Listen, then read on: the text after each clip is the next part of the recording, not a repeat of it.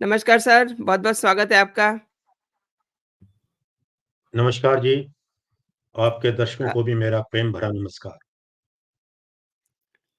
पंजाब के so called किसान दिल्ली कूच का उनका तीसरा दिन है और किसानों ने गुरुवार को पंजाब के 6 जिलों में 12 से 4 बजे तक रेल भी रोकी है।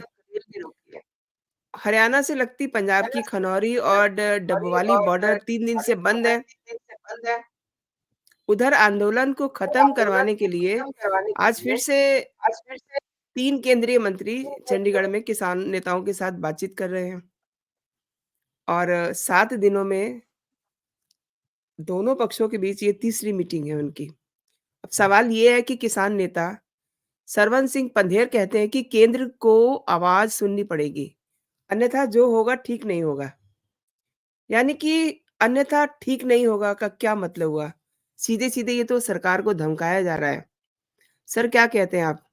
आंदोलन करना इज़ अ डिफरेंट थिंग और सरकार को धमकाना, उसको प्रेशर में लेना, क्या कहते हैं? जी, आपने बिल्कुल ठीक कहा कि जो मेथोडोलॉजी इन लोगों ने अपनाई है, इसमें धौंस और धमकी का ही एलिमेंट प्रमुख है।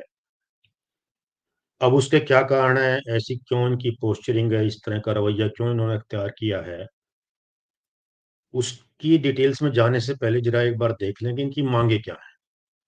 पहले जी, इनका जो पक्ष है, इनका जो दृष्टिकोण है, उसको समझने की थोड़ी-सी कोशिश करते हैं कि इनकी माँगें क्या हैं और उसकी मेरिट क्या है। देखिए, जो इनकी प्रमुख माँगें हैं, उसमें चाहते हैं कि एक तो एमएसपी जो 23 फसलों में है, मिल रहा है, ये चाह रहे हैं कि उसको कानूनी रूप दिया जाए। यानी कानून के अंतर्गत सरकार के लिए ये बाध्य हो कि वो एमएसपी तय करे ही करे। सरकारें अब तक बिना इस अ, कानूनी बाध्यता के भी करती आई हैं। अब वो पता नहीं क्यों इनको ये अविश्वास है कि सरकार आगे नहीं करेगी। तो जब करती आई है, सरकार का कहना ये है कि भई जब हम अभी तक करते आए हैं, तो आगे भी करेंगे। पर वो कहते हैं नहीं जी, आप अपने आप को कानून के बंधन में बाँधिए कि आप एमएसपी डिक्लेयर करेंगे ही करेंगे। जी, एक तो ये। इसके साथ ही जुड़ी हुई बात ये है कि प्रोक्योरमेंट भी आपको कंपल्सरी करना पड़ेगा। यानी ये नहीं कि आपने एमएसपी तो डिक्लेयर कर दिया, लेकिन आप खरीद नहीं रहे हैं। तो आप आवश्यक रूप से खरीदेंगे, इस बात को भी आप एक कानून बनाइए और अपने आप को उस कानून के अंतर्गत बाँध लीजिए कि आपको खरीदना पड़ेगा। इसके अलावा स्वामीनाथन आयोग की बातें होती हैं। स्वामीनाथन आयोग में और चीज़ों के अलावा जो सबसे प्रमुख है और जिसकी बात ये किसान नेता करते हैं, उसमें है एक टर्म यूज़ की है कि कॉम्प्रिहेंसिव कॉस्ट ऑफ प्रोडक्शन।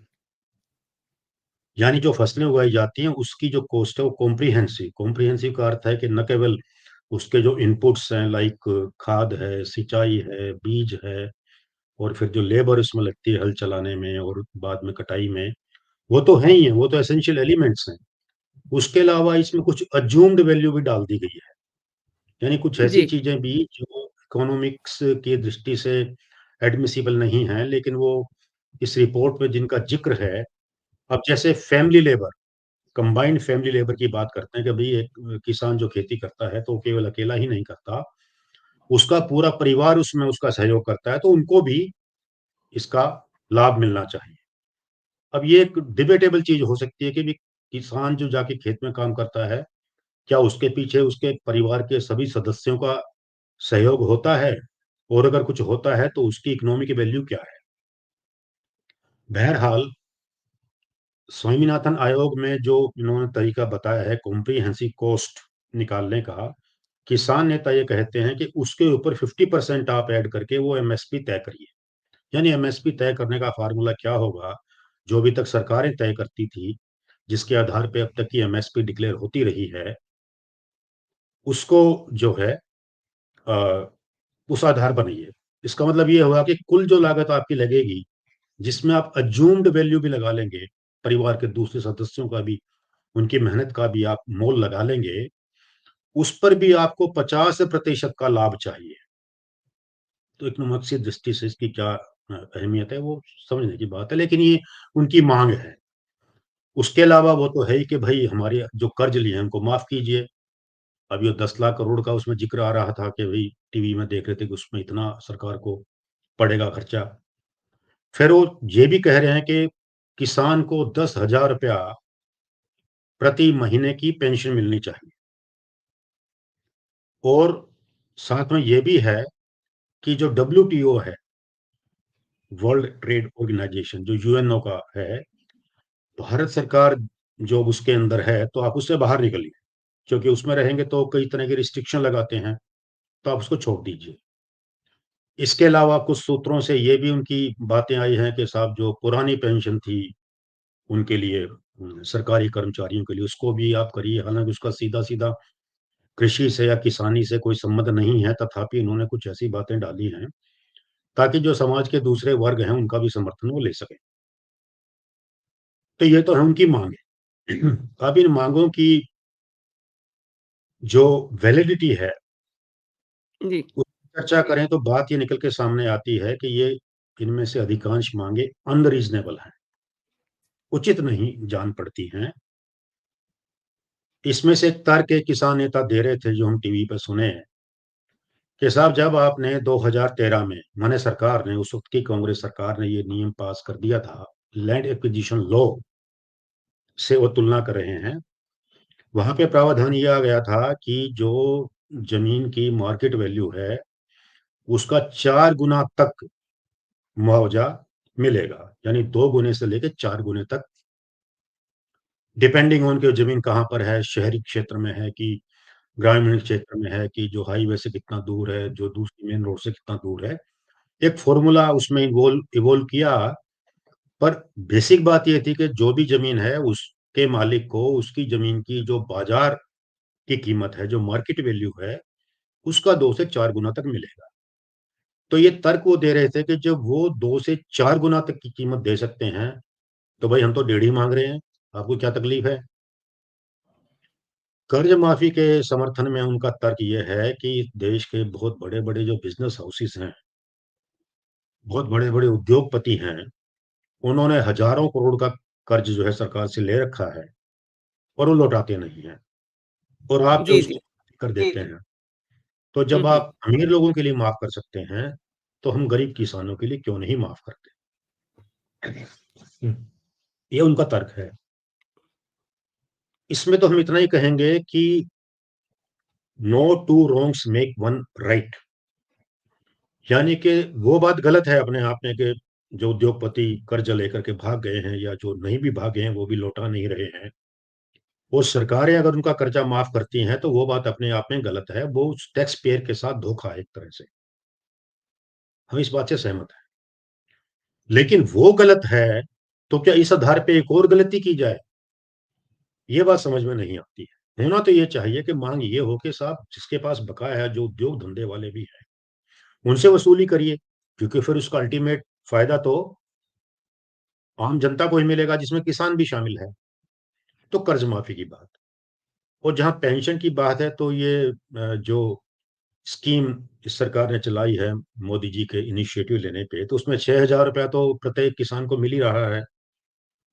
और फिर पेंशन का अपना एक कॉन्सेप्ट होता है, क्योंकि इस तरह से जो आदमी अपना काम कर रहा है, तो कल का दुकानदार भी मांगने लग जाएंगे कि साहब हमको भी दीजिए। आप इन सबके लिए लाएंगे कहाँ से। एक मोटे अनुमान के तौर पे एक अर्थशास्त्री बता रहे थे टीवी पे कि अगर ये करेंगे, इनकी सारी मांगे मान ली जाएंगी, तो देश की जीडीपी का 1/4 भाग उसमें खर्च हो जाएगा। फिर पैसे कहाँ बचेंगे, जी, डेवलपमेंट जी। कहाँ से होगी, इंफ्रास्ट्रक्चर के लिए कहाँ से आएगा। यानी मांगे मूल रूप में ही उचित नहीं है, और उनको पूरा करना जो देश की आर्थिक स्थिति है उसके लिए संभव भी नहीं। यानी दोनों ही तरीकों से। तो ये तो हुई ये बात इसकी। अभी जो आपने शुरुआत में कहा कि ये जो तरीका है, जो उन्होंने धमकी दी है कि अच्छा नहीं होगा, जैसे शब्दों का इस्तेमाल किया है, तो इसमें हमको समझने की बात यह है कि प्रजातंत्र में हर व्यक्ति को, हर समूह को अपनी बात कहने का अधिकार है। ये हमारा फंडामेंटल राइट है। लेकिन केवल बात कहने का राइट है, आप उसे फोर्स नहीं कर सकते, आप जोर जबरदस्ती नहीं कर सकते कि साहब मेरी बात आप मानिएगा ही मानिएगा, वो गलत है। प्रजातंत्र में, लोकतंत्र में ये भी होता है कि बहुत सारे डिफरेंट प्रेशर ग्रुप बन जाते हैं। जैसे उद्योग वालों का एक, जो चलाते हैं उनका एक है, व्यापारियों का दूसरा है, कर्मचारियों का तीसरा है, जो मजदूरी करता है उसका चौथा है, और जो भिन्न भिन्न प्रकार के प्रोफेशंस में उनके अपने अपने ग्रुप बने होते हैं, और वो अपने अपने तरीकों से सरकार पे ये दबाव डालते हैं, प्रभावित करने की कोशिश करते हैं कि जो नीतियां सरकार बना रही है उसमें उनके हितों को सुरक्षित रखा जाए। ये डिफरेंट प्रेशर ग्रुप्स हैं, ये एक जानी मानी बात है, पूरी दुनिया में होता है। लेकिन उनके तरीके होते हैं कि वो लॉबिंग करते हैं, वो सरकार से बातचीत करते हैं, वो अपना मेमोरेंडम देते हैं, और वो तार्किक आधार पर तथ्यों को सामने लाके इस बात के लिए सरकार को राजी करने की कोशिश करते हैं कि साहब देखिए, आपकी नीतियों में अभी तक हमारी अनदेखी हो रही है, या आपकी इन नीतियों से हमें ये नुकसान हो रहा है, या आप इसमें ये परिवर्तन कर देंगे तो उसमें आपको कोई नुकसान नहीं होगा लेकिन हमें लाभ हो जाए। इस तरह की बातों से कन्विंस किया जाता है। ये लोकतांत्रिक तरीका है, and nothing wrong in this. लेकिन ये जो किसान आंदोलन के नाम पे हो रहा है, ये जोर जबरदस्ती की भाषा है कि साहब आप जो है, या तो हमारी मांग, ये हमारी मांगे हैं, उचित अनुचित की बात ही मत कीजिए, आप चुपचाप मान लीजिए, और अगर आप नहीं मानेंगे तो हम ये करेंगे। अब वो ये करेंगे का एक जो है प्रमाण, एक उसका उदाहरण हम देख चुके हैं पिछली एजुकेशन में, जी, कि जी। आप वर्षों तक, कई महीनों तक, आप एक साल से भी ज्यादा तक जो नेशनल कैपिटल है उसके जो मेन रास्ते हैं, जो हाईवेज हैं, जो उसके अंदर जाते हैं बाहर निकलते हैं, आप उनको ब्लॉक कर दीजिए। जी, जी। तो उसके परिणाम क्या होते हैं, हमको इस पे भी ध्यान देने की बात है। देखिए, किसान इस देश का बहुत ही इंपॉर्टेंट सेगमेंट है, इसमें कोई शक नहीं है। वो खेती करता है, वहां से फूड हमारा खासकर पैदा होता है, तो हम सब अपना भोजन कर पाते हैं। लेकिन फिर देश के दूसरे भी तो वर्ग हैं जो अपना अपना काम करते हैं। किसान अकेला ही तो काम करने वाला नहीं है, समस्याएं केवल उनके साथ हों ऐसा तो नहीं है। दिल्ली एनसीआर में तकरीबन 3 करोड़ लोग रहते हैं। उनके आंदोलन से उन 3 करोड़ लोगों को कितना प्रभाव पड़ता है, उनके जीवन पे कितना प्रभाव पड़ता है, ये भी एक फैक्टर है जिसको ध्यान में रखा जाना चाहिए। अब अगर ये सड़कें ब्लॉक हो जाएंगी तो बाहर से जो एसेंशियल कमोडिटीज आती हैं कैपिटल में, जैसे फ्रूट एंड वेजिटेबल को ले लीजिए, उनका आना बंद हो जाता है, और यहाँ पर उनकी जो कीमतें आसमान छूने लगती है, पिछली बार हमने देखा है। उधर जो इसको उगाने वाले हैं, जो पंजाब में और हरियाणा में और जो उत्तर प्रदेश में या राजस्थान में, जो वो भी तो किसान ही हैं जो सब्जियां और फल उगाते हैं। जी। उनका स्टॉक नहीं आएगा, वो वहां पे पड़ा पड़ा सड़ेगा, या वो मिट्टी के दाम बिकेगा, बाकी सड़ेगा। और यहाँ राजधानी के लोगों को वो मिलेगा नहीं, तो वो उनके भाव आसमान छूने लगेंगे। तो दोनों सफर करेंगे, कंज्यूमर भी सफर करेगा और वो भी सफर करेंगे। इसमें क्या बुद्धिमत है भाई? अगर आप ओवरऑल नेशनल इंटरेस्ट को देखिएगा तो क्या ये कदम अपने आप में किसान विरोधी नहीं है? जब दूध की सप्लाई नहीं होगी, फ्रूट्स की नहीं होगी, वेजिटेबल्स की नहीं होगी, और जो दूसरी चीजें हैं, कंस्ट्रक्शन को लीजिए। अब पिछले कुछ महीनों में हम सब जानते हैं कि इतना भयंकर प्रदूषण इस क्षेत्र में रहता है, वायु प्रदूषण, जिसके चलते बार बार कंस्ट्रक्शन एक्टिविटी को रोकना पड़ता है, और ये बहुत लंबे समय तक रुकी ही रही है बाय एंड लार्ज। अभी मौसम अच्छा होने लगा है, प्रदूषण लेवल कम हो गए हैं, हवा चलने लगी है, प्रकृति ने दया की है, तो कंस्ट्रक्शन एक्टिविटी भी शुरू हो गई है। लेकिन इस ब्लॉकेड की वजह से आप ये जो सारे रास्ते दिल्ली में आने के रोक दे रहे हैं, इसके चलते क्या होगा कि वो भी रुक जाएगा, क्योंकि बिल्डिंग मटेरियल तो बाहर से आना है। उसका फिर ये भी होगा कि वो जो गरीब मजदूर है, जो कैजुअल लेबर है, उसको दिहाड़ी नहीं मिलेगी, वो बेरोजगार हो जाएगा, उसके घर में चूल्हा कैसे जलेगा? कहने का मतलब ये है कि ये जो जोर जबरदस्ती का तरीका है अपनी मांगों को मनवाने का, ये समाज के और देश के दूसरे बड़े लोगों को इस बुरी तरह से प्रभावित करता है कि इनके नेताओं को दिखाई नहीं देता, इनको सोचना चाहिए। केवल हित आपके ही नहीं है, केवल आपके ही ग्रीवांसेस नहीं हैं, दूसरे लोगों के भी हैं। और आपका अपनी बात को रखने का तरीका ऐसा नहीं हो सकता कि आप तो अपनी बात कहें और दूसरे सफ़र करें। और जहाँ तक बात करने की भी बात है, बात रखने की बात है, वो तो हो चुकी है। देखिए, ये जो प्रदर्शन तब किए जाते हैं जब अथॉरिटीज़, जब सरकार किसी की बात नहीं सुनती। यहाँ तो सरकार ने सुन ली है। उन्होंने कहा भी है कि ये हम बातचीत करेंगे। और जैसा कि आपने बताया कि 3-3 केंद्रीय मंत्री वहीं चंडीगढ़ में बैठ के वार्तालाप तो ऑलरेडी हो रही है। तो अब और क्या चाहते हैं आप? और तो यही चाहते हैं, जैसा वो आपने उनके हवाले से बताया था कि जी, वो तो जी, जी। ज़ोर-ज़बरदस्ती। जी, बिल्कुल सही कह रहे हैं। माँग उठाना, दिल्ली जाना हर हर किसी का अधिकार हो का सकता है, अधिकार हो लेकिन सकता है, लेकिन मकसद देखना होगा ना मकसद देखना होगा ना। जी, कि पिछले कि साल ये सब पिछले देखा, साल ये सब क्या देखा, सीन बना, क्या सीन बना, कई कई कई सीमाओं पर कई कब्ज़े कर सीमाओं। लिए, सभी लोगों के लिए समस्याएँ पैदा हो गईं। जी, बिल्कुल। और देखिए, एक और चीज़। लोकतंत्र का ये तकाज़ा नहीं हो सकता, लोकतंत्र में इस बात की इजाज़त नहीं हो सकती कि एक वर्ग को राहत देने के लिए या उनकी माँगों को मनवाने के लिए आप दूसरे लोगों को तकलीफ दें। ये कानून के राज में ये चीज़ इसकी इजाज़त नहीं दी जा सकती किसी को। हाँ, मैं अगर किसानों की तरफ से बात करूँ, उनकी माँगों को समझने का प्रयास करूँ, तो एक बात जो हमको साफ तौर पे समझ में आती है, वो ये है कि उनकी एस्पिरेशन बढ़ गई है। ठीक है, हर आदमी ज़िंदगी में तरक्की करना चाहता है, बेटर चाहता है। और ख़ासकर पंजाब उसमें इसलिए है कि एग्रीकल्चर में जो भी तरक्की हुई है हमारे देश में, आज़ादी के बाद से लेकर, ग्रीन रेवोल्यूशन जब आई, हरित क्रांति, उसका सबसे ज़्यादा फ़ायदा किसान को जो मिला, वो पंजाब और हरियाणा में मिला। जी, पंजाब में और भी ज़्यादा। क्योंकि उसका मॉडल कुछ ऐसा था कि जहाँ पे सिंचाई के साधन उपलब्ध थे, उनको फ़ायदा मिला। तो उनकी जो उपज थी, वो कहीं से कहीं पहुँच गई।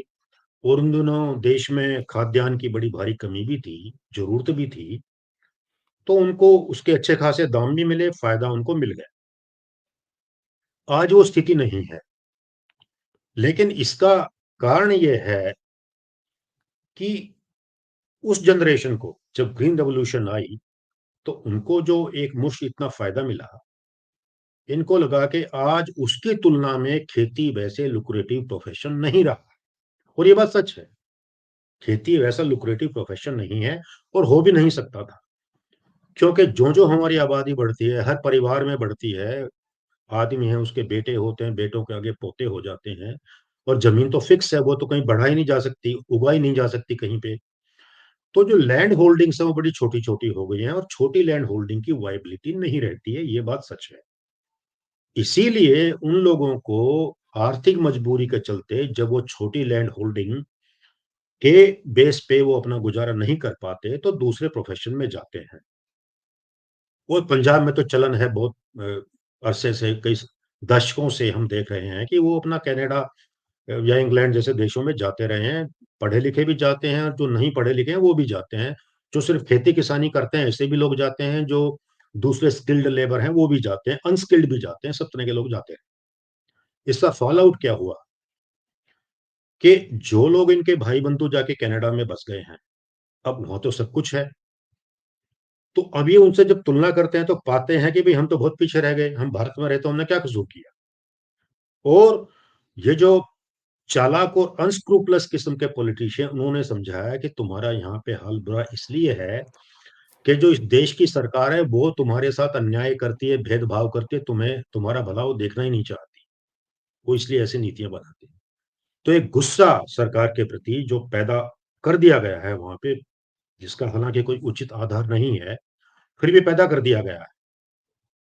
कनाडा में एक और डेवलपमेंट ये हुई पिछले कुछ वर्षों से कि जो-जो क्लाइमेट चेंज हुआ, ग्लोबल वार्मिंग हुई, तो जो उनके एरिया थे जहाँ पे हमेशा फ्रोस्ट जमा रहता था, बर्फ जमी रहती थी, उस पे खेती नहीं हो सकती थी।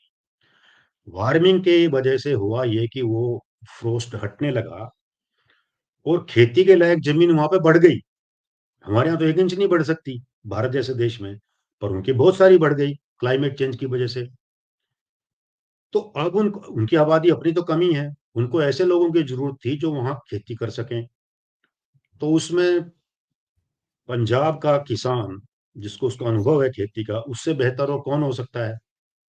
तो इस वजह से भी ये लोग काफ़ी मात्रा में गए और इन्होंने देखा कि जो पढ़े-लिखे नहीं भी थे, जो खेती-किसानी करते थे, उनकी भी ज़िंदगियाँ वहाँ पे जाके बदल गई हैं और हमारा हाल वही है। तो ये भी एक फैक्टर है। इस सारे प्रकरण में एक बात तो हम ज़रूर समझ सकते हैं, जो उनके साथ हम एम्पैथाइज़ भी कर सकते हैं और वो ये है कि जहाँ पे हमारी अर्थव्यवस्था के जो दूसरे सेक्टर्स थे, जैसे इन्फॉर्मेशन टेक्नोलॉजी का जो क्षेत्र था, वहाँ पे लोगों की आमदनियाँ बड़ी तेज़ी से बढ़ी है, ये सच है। अब आप उससे तुलना करेंगे तो वहाँ उसके तो आप आस-पास भी नहीं हैं, आपके सपने ऊँचे हैं, लेकिन वो उस खेती के रास्ते से पूरे नहीं हो सकते हैं, आपकी एस्पिरेशन है। इसमें एक बात सरकार की ओर से ये हो गई कि जब ये भाजपा की सरकार आई थी 2014 में, उस वक़्त इन्होंने ये वादा किया था कि हम किसान की आय को दुगुना कर देंगे। वो नहीं हो पाई है, तो इस बात की फ्रस्ट्रेशन भी है। ये इस एजिटेशन की बैकग्राउंड है कि असली कारण ये है कि वो जितना इज़ाफ़ा अपनी अपनी इनकम में चाहते थे, वो नहीं हुआ है।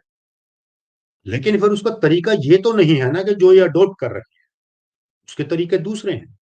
नहीं, अभी आपने ये कहा ना कि किसानों की जो माँगें थी, जिनको एजेंडे में रखा गया था, तो आपने भी अभी इस बात को स्वीकार किया कि इनके खातों में पैसे लगातार जा रहे हैं। जी हाँ। किसानों के खातों में लगातार पैसे जा उनका रहे जा हैं। रहे हैं उससे सैटिस्फाइड नहीं है ना, देखिए साल में आप ₹6000 किसान के खाते में दें, उनको तो ₹10,000 महीने की बात कर रहे हैं, तो कहीं आस-पास भी नहीं है। ठीक कह रहे हैं इन्होंने ये आप, कहा कि लेकिन औचित्य होना लेकिन चाहिए, भाई ₹10,000 लेकिन देंगे तो किस बात का देंगे? इस किस बात पूरे का किया जाएगा? आंदोलन इस पूरे आंदोलन के पीछे जो दिखाई दे रहा है, वो ये दिखाई दे रहा है कि इनकी माँगें नहीं हैं।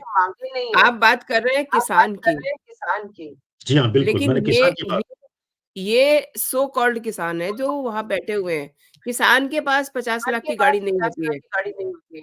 किसान हुँ, के पास लाखों रुपए का ट्रैक्टर नहीं होता और जो ट्रैक्टर अब ये लेकर के आए हुए हैं, वो एकदम मॉडिफाइड है और अगर उनमें जाँच कराई जाए तो उनमें पता नहीं हथियार, असला क्या-क्या निकलेगा। सेकंड थिंग, जो इनकी गाड़ियाँ हैं इनके पास, वो देखिए कितनी महँगी गाड़ियाँ लेकर मतलब ये किसान इतना अफ़ोर्ड कर सकता है? मैं समझती जी, हूँ कि किसान को तो फुर्सत ही नहीं होती। वो तो अपने खेत में किसानी कर रहा होता है। ये जो लोग हैं, ये वो लोग हैं जिन्हें सरकार का विरोध करना है, नरेंद्र मोदी को धमकाना है, ऊपर से इलेक्शन सिर पे हैं, तो ये उस बात का फ़ायदा उठा रहे हैं। मैं आपको एक ट्वीट दिखाती हूँ, अरविंद केजरीवाल सरकार का। जी, डे 1 पे जब ये लोग दिल्ली पहुँचते हैं और उनको ये कहा जाता है कि किसान आ रहे हैं, इनके लिए अस्थायी जेल बनाई जाए, तो आप ये देखिए इन्होंने क्या जवाब दिया। Delhi government reject the central government's proposal to convert Bawana stadium into a jail in view of the farmers march to Delhi. और दिल्ली के जो जी, मुख्यमंत्री हैं, वो उसे सपोर्ट कर रहे हैं। जी। तो देखिए इस ये अभी आप जो बात कर रही हैं और हमने जो अभी तक की थी, हमने जैसे कहा था शुरू में कि हम जो किसानों की जेन्युइन मतलब जो डिमांड्स हैं, उसके औचित्य की चर्चा करेंगे, वो हमने की। और वो जो उनकी माँगें हमको उचित नहीं जान पड़ी, तो फिर हम उनकी जो माँगों का पीछे जो असली कारण था, हमने उसकी भी चर्चा की कि उनकी जो जी, एस्पिरेशन है, बिल्कुल। जो आकांक्षाएँ हैं, वो पूरी नहीं हो रही हैं। ये हमने बात की एक आम किसान और एक आम किसान युवक की दृष्टि से। जी, जी, लेकिन अब जो हम अब जो जो चर्चा शंभू आपने की है, वो है सिन इसका इसका देखिए इसका एक एक ये पॉलिटिकल एस्पेक्ट है। जी, मतलब ये केवल उतनी बात नहीं है, ये बात सही है कि इसका एक राजनैतिक आयाम है और उस आयाम में आम आदमी पार्टी की भूमिका सबसे बड़ी है, वो बिल्कुल साफ दिखाई देता है। एक तो ज़्यादा लोग पंजाब से ही क्यों हैं? मैक्सिमम तो वही हैं, क्योंकि पंजाब में आम वही आदमी की सरकार है, वही है, वही यूनियन टेरिटरी हैं। है। आखिर देश के दु इतना बड़ा देश है ये, पंजाब तो उसका एक छोटा-सा हिस्सा है। इस बार टिकैत साहब भी कहीं दिखाई नहीं दे रहे हैं, यानी कि उत्तर प्रदेश से लोग आए तो ज़रूर हैं, आ रहे हैं, कोशिश में भी हैं, लेकिन वो जो पिछले बार के आंदोलन में बात थी, वो कहीं नहीं है, राजस्थान उसमें नहीं है। और दिल्ली के आसपास के राज्यों की बात छोड़ दें, ज़रा दूर आप अगर चले जाते हैं, पूर्वी उत्तर प्रदेश है, बिहार है और दक्षिण में है, तो क्या वहाँ किसान नहीं हैं? क्या महाराष्ट्र में किसान नहीं हैं? क्या उनकी हालत पंजाब के किसानों से बेहतर है? क्या वो ज़्यादा अमीर हैं? बिल्कुल गलत बात, क्योंकि किसानों की जब बात होगी राष्ट्रीय स्तर पर, तो सबसे अच्छी हालत तो पंजाब के ही किसानों की है। तो जी, सीधी-सीधी राजनीति में है, आम आदमी पार्टी उसके फ़ोरफ्रंट पे है। केजरीवाल जी को कुछ समझ नहीं आ रहा था कि ईडी जिस तरह से हाथ धो के उनके पीछे पड़ गई है, और वो शुरू दिन से कह रहे हैं कि ये राजनीति से प्रेरित है और ये बीजेपी और मोदी जी हमको जेल में डालना चाहते हैं, इसलिए ये सब कर रहे हैं। यानी कि the way he was treating the ED summons, जी, जी। उनको उससे निकलने के लिए कोई रास्ता नज़र नहीं आ रहा था, तो वो एक प्रेशर टैक्टिक्स के तौर पे, वो प्रकारांतर से केंद्र की सरकार को और मोदी जी को बता रहे हैं कि आप हमको इतना कमज़ोर-पंछी मत समझ लीजिए कि आप चाहेंगे और हमको जो दबोच के जेल में डाल देंगे। हमारे पीछे भी ताकत है, पंजाब की ताकत है। तो वो जी। मैसेज देने का प्रयास है, ये बात साफ दिखाई दे रहा लेकिन पंजाब की ताकत का भी मैं आपको बता रही हूँ। पंजाब की ताकत क्या है? एक ट्वीट दिखाती हूँ मैं आपको। जब पंजाब की सरकार बनी थी, अगर आप इसे समझें, इस लोगो जी, है वो सिख फॉर जस्टिस, राइट? जी हाँ, और इसमें ये लोग ये कह रहे हैं कि thanks to Sikhs for Justice for supporting आप for better future of Punjab. यानी जी नीचे हाँ। पंजाबी में लिखा हुआ है, मैं पंजाबी में पढ़ के भी आपको बताती हूँ, हिंदी में हाँ, ट्रांसलेट बिल्कुल। करके, कि विरोधियों का आप खिलाफ बायकॉट का प्रोपेगेंडा नहीं चलेगा, इस बार सिर्फ झाड़ू चलेगा। सिख फॉर जी, जस्टिस ने ये बात साफ कर दी है। यानी कि जी। जो सरकार बनी है, वो सिख फॉर जस्टिस के सपोर्ट से बनी है। जी हाँ, ये भी वेल नोन है, केजरीवाल साहब का जो है उनकी सहानुभूति ऐसे तत्वों के प्रति रही है और बहुत शुरुआत से रही है। आज की बात नहीं है, जब ये पहली बार इलेक्शन लड़े थे तब भी इस तरह की खबरें आई थी कि जो खालिस्तान आंदोलन के समर्थक थे, उनके टच में थे, पंजाब में भी थे। ये एक और डायमेंशन है। अभी हमने खाली डोमेस्टिक पॉलिटिक्स की बात की थी। अब ये जो पॉलिटिक्स है, इसमें कनाडा पे इसका कनेक्शन बनता है। कनाडा कनेक्शन है ये। जी, जी, कनाडा में ऑब्वियसली। आप देखिएगा कि प्रो खालिस्तान जो आंदोलन है, वो बहुत ज़ोर-शोर से चला है। यहाँ तक कि उनके प्रधानमंत्री ने उनका बचाव किया, जब हमारे प्रधानमंत्री ने उनसे कहा कि भई आप उन पर लगाम लगाइए, तो नहीं माने। उनकी अपनी जो है पॉलिटिक्स की मजबूरियाँ हैं जो जस्टिन ट्रूडो साहब की, तो उसके चलते तो ये एक और कनेक्शन है इंटरनेशनल। इसी इंटरनेशनल कनेक्शन में बात आती है कनाडा के अलावा, वो है पाकिस्तान। पाकिस्तान में पिछले कुछ अरसे में जो भारत विरोधी कुछ तत्व थे, वो मारे गए हैं। अब किसने मारा, वो एक अलग विषय है, हम नहीं जानते। उसका बदला लेने की भी उनकी मंशा है कि कोई हमारे देश में घुसकर हम इन लोगों को मार जाए जो हमारे शुभचिंतक हैं। अमेरिका में जो पन्नू है उस पर भी कोशिश की थी लोगों ने, वो कामयाब नहीं हुई। तो वहाँ भी बड़ा रिज़ेंटमेंट है, वहाँ की जो सिख कम्युनिटी है उसमें बड़ा रिज़ेंटमेंट है। तो उन लोगों को भी ये है कि हमने मोदी को सबक सिखाना है। तो इन सब लोगों ने जो है they have joined their hands, इन्होंने अपने हाथ मिला लिए हैं। तो ये इसका इंटरनेशनल डायमेंशन है, जिसमें कनाडा के लोग हैं जो प्रो खालिस्तानी, जिसमें अमेरिका में बैठे प्रो खालिस्तानी लोग हैं, जिसमें निश्चित रूप से जो इंग्लैंड में हैं उनका उनकी भूमिका भी मिलेगी, और इन सबके साथ में जो आम आदमी से जुड़े हुए लोग हैं, या कहिए कि केजरीवाल जी जिनसे जुड़े हुए हैं, वो प्रो खालिस्तानी एलिमेंट्स भी हैं। अब वो सीधे-सीधे सामने नहीं आ सकते, हालाँकि अब तो आ भी गए हैं, पन्नू का एक वीडियो मैं देख रहा था, वायरल हो रहा जी, है। जी, बिल्कुल, बिल्कुल, लेकिन आप उसको ये उन्होंने देखिए ना, हथियार बनाया है पंजाब के किसानों को। आप ये उसको देखिए हथियार कि बनाया है पंजाब के किसानों को। मैं देख रही थी वीडियोज़, सोशल मीडिया पे हर कोई उनको देख सकता है। अ, भिंडरावाला का झंडा लगा के ये लोग आ रहे हैं, जी, राइट? इसका क्या मतलब हुआ? फिर ये वहाँ पे कह रहे हैं कि हमारी अगर माँगें नहीं मानी गई और आपने ये बैरिकेड लगा दिए हैं, हमें अलग कर दिया। यानी कि ये अलग अपने लिए अलग स्थान माँग रहे हैं। तो इनसे मैं तो ये समझती हूँ कि इनसे बात ही नहीं करनी चाहिए। आप क्या कहते हैं?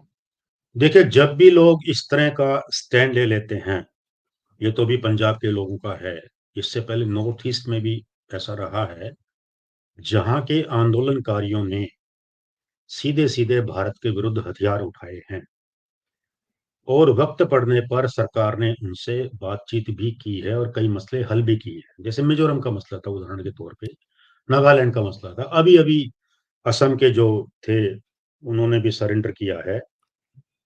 तो ये चीज़ें चलती हैं। जो आप एक स्टैंड लेते हैं, जो आपको एंटी नेशनल लगता है इन द फर्स्ट इंस्टेंस, देखिए आंदोलन करने वाला ज़रा मैक्सिमलिस्ट अप्रोच लेता है, मैक्सिमम बात करता है वो, सबसे आगे बढ़ के। क्योंकि वो जानता है कि नेगोशिएशन में उसे कुछ पीछे तो हटना पड़ेगा, तो उसको भरपाई जैसे आप खरीदारी करने जाते हैं, तो दुकानदार मैक्सिमम भाव बोलता है, आप मिनिमम बोलते हैं फिर कहीं। लेकिन सारी वार्तालाप में एक शर्त सरकार की ओर से रही है कि भी वार्तालाप तब होगी जब आप देश के संविधान और कानून का पूरा-पूरा पालन करने की गारंटी देंगे। जब तक आप देश के कानून को मानने का वचन नहीं देते हैं, तब तक कोई बातचीत नहीं होगी। तो वो बात तो यहाँ भी लागू होनी चाहिए कि जब आप इतने सारे ब्लॉकेड कर रहे हैं, देखिए हम फिर कहेंगे प्रजातंत्र में अपनी बात कहने का अधिकार तो है, लेकिन पब्लिक न्यूसेंस का अधिकार आपको नहीं है। इसमें फ़र्क करना होगा, सरकार को भी करना होगा, ये बात साफ़ करनी होगी आंदोलनकारियों को कि बातचीत के लिए रास्ते खुले हैं, आपकी माँगों पे सहानुभूतिपूर्वक विचार करने को हम तैयार हैं, लेकिन वो तब तक नहीं हो सकेगा जब तक ये सब आप करेंगे न्यूसेंस। ये मैं बात कर रहा हूँ जो कि एक तरीका है सरकारों का, अब तक होता भी रहा है। सर, मैं आपसे इसके साथ एक ये भी है सवाल कि जो वर्तमान सरकार है, ये ज़रा किसानों को लेकर के ज़्यादा संवेदनशील है।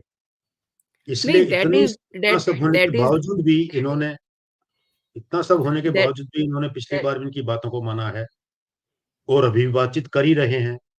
जी। तो इससे ज़्यादा क्या चाहिए इनको? मैं सर एक चीज़ आपसे जानना चाह रही हूँ, आप प्रशासनिक सेवाओं में रहे हैं, जी। जी हाँ। आपको आपके सामने कोई देश के प्रधानमंत्री को धमकी दे और अलग स्थान की माँग करे, तो आप क्या करेंगे? आप उनसे बात करेंगे या उनकी अच्छा से देखिए जो मुझे है अच्छा से उनकी ठुकाई और छिताई करेंगे?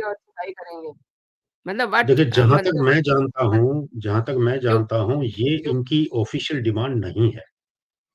आंदोलन में कई किस्म के एलिमेंट्स होते हैं और कई तरह की बातें करते हैं।